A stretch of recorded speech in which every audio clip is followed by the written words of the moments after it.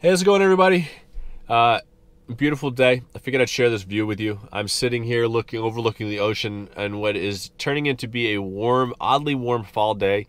And I thought I'd take you guys for a ride, show you some trees, show you some leaves, and hope to share this experience with you while we talk about some super cool Tesla stuff. And I wanted to show you this other cool thing that I've got too. But outside of that, we're going to talk about everything from the comparison between the Kia and the Tesla Model Y, you know, kind of where I think the company's going a little bit, some awesome stuff that I love about the Tesla that I have here, and then a few things that I wish that they would change. So sit back, relax. You guys are watching the Tall Tesla Guy.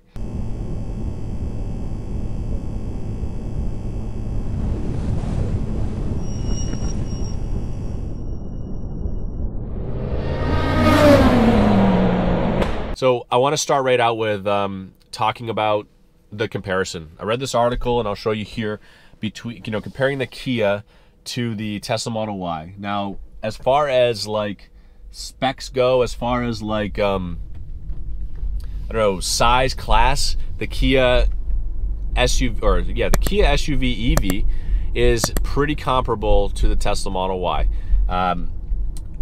Both four-door, both have, you know, all-electric batteries. They both have pretty close to pretty close acceleration, though the Tesla does take the Kia for sure. But in general, if you're looking for the all-electric experience, either one will do.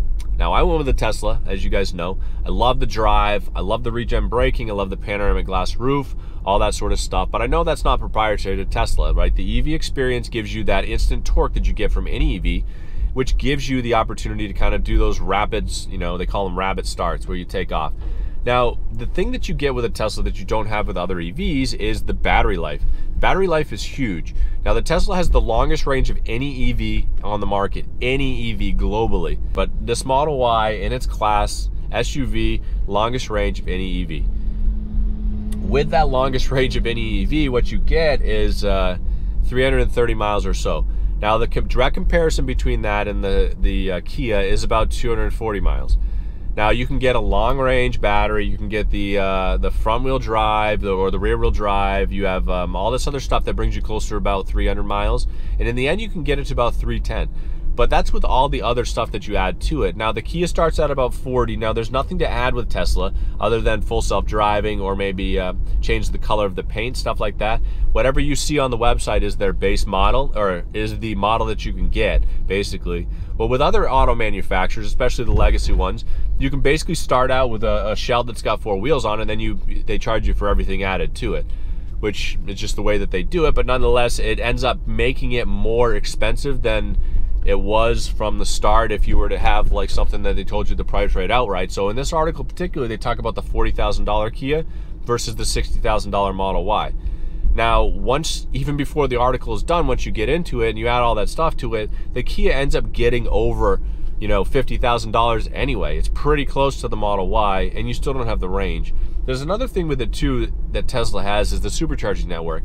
Now, this goes in my list of things that I love about the car, but it's also something that's proprietary to Tesla, at least currently, is this supercharging network. 30,000 superchargers across the country, globally. They're everywhere you want to be, all that sort of stuff. You guys have heard the spiel before, and they're adding another 10,000 of them.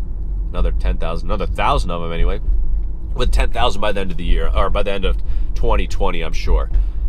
By the end of the 2020s. So that alone is going to give kind of a leg up that other companies just can't get in front of. They just can't, you know, beat or kind of keep up with.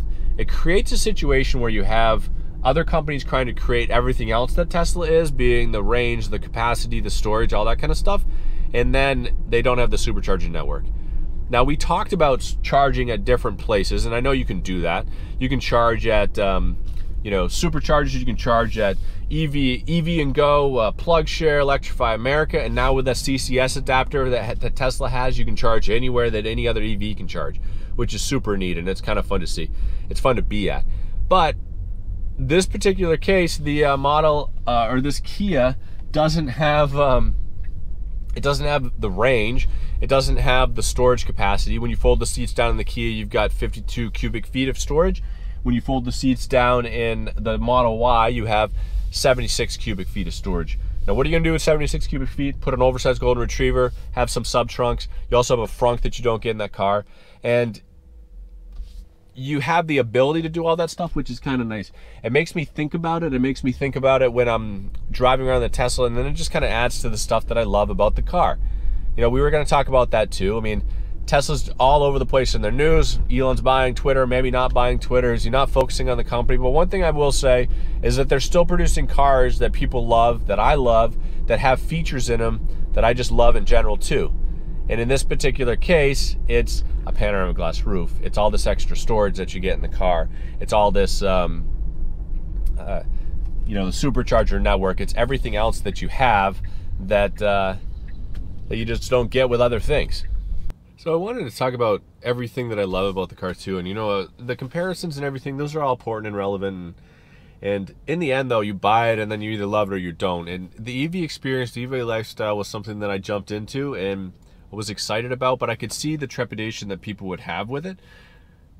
I could understand that people would be nervous. It's different, and I was a little bit, but I loved it, and I was probably a little bit more prepared than a normal person would be for it anyway. So, but I love the technology, I love the space, I love the styling of it, and Tesla is nothing if not a tech company that happens to build a car.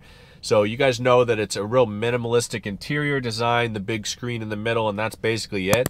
It's almost like the CPU of the car, which it really is. It just kind of creates sort of a bridge into everything I love about the Tesla, the technology, the speed, the drive, the regen braking. It's all the stuff that you just can't get enough of. And I talked a little bit about the comparison between the Kia and the Tesla before in that article. Well, one of the other things that kind of made the forefront of the news is that Rivian is essentially needing to recall nearly every vehicle that they've produced or sold because it's something to do in the car that can cause problems, braking, you know, one of the motors, whatever it is. They have to recall nearly everything, and basically what you have to do is bring it to a Rivian to get them to fix it. Well, one of the cool things about Tesla now, the Tesla is not exempt from recalls. They've had their share, no doubt. The bigger thing that Tesla does, though, is over-the-air updates. Now, Rivian does it also, but the guy that started Rivian came from Tesla anyway, so Rivian also does that, but a lot of the auto manufacturers, certainly the legacy auto manufacturers, Ford, Chevy, Kia, they don't do the over-the-air updates. You have to go into the dealership. You have to go into, you know, set up a service center in order to get this update. Well, Tesla does it over the air, so it does it basically while you're sleeping. You'll get this, and then it allows you the opportunity to, you know, change things, to fix things. They would use it to add more range to the car when we were talking about 4680 batteries and getting more range out of it. They would use it to add games to it, add programs, things you can do with the supercharger. Like, you can't see here, but I'm at a supercharger right now. So things like that they do that just kind of adds to the technology of the car. And then you kind of put it together with everything else that the car has, the storage, the frunk, the, you know, dimming side mirrors, the extra storage space in the back, the, you know, panoramic sunroof, everything else that Tesla has, being sort of kind of like what I alluded to, a tech company that sells a car. It's all this stuff that kind of comes together to create this amazing driving experience that I really enjoy. I didn't find it in other vehicles that I was in, and it also creates this opportunity to, you know, kind of give you just an ever-changing kind of vehicle with the company, which is also super neat too. It's just a couple of things that I love about the car. I mean, some things that I wish that they did a little bit differently. I sort of wish sometimes that they had cooled seats, though I didn't use them often. Just at that price point, you feel like it probably should. Also, people talk about this panoramic roof, and I never would do it. However, I know if you live down in the southern markets, people end up putting a mat over the top of it on the outside, like almost like a PPF film or something like that, to block it out because it gets so hot. I don't notice it here, and I don't know if you guys think that Maine happens to be one of the hottest spots in the country, but it's not. I'm going to throw in that it is not the hottest spot. You notice a heat transfer a little bit, but it's not something that makes the cabin uncomfortable or anything like that. It's heavily tinted to the point you can't see in it from the outside anyway, but I could see in a southern market, it would be nice if it had some sort of shade. I had a Volkswagen years ago, a Tiguan, that had a shade that would pull over the top of it electronically. It was seamless, you didn't see it, and we had what they considered a panoramic moonroof, I guess. But not quite to this caliber, but nonetheless, you could shade it if you wanted to. It'd be nice to have little features like that. Elon always says that he builds the car to be as minimalistic as possible. I never missed having things in front of my face, like a heads-up display, anything like that. I didn't miss that kind of stuff. I love the fact that everything is on the center screen. You just wish I had a couple of extra features. I wish I could open up the front from the outside without having to get an additional, a power front instead of having to get a additional thing for it.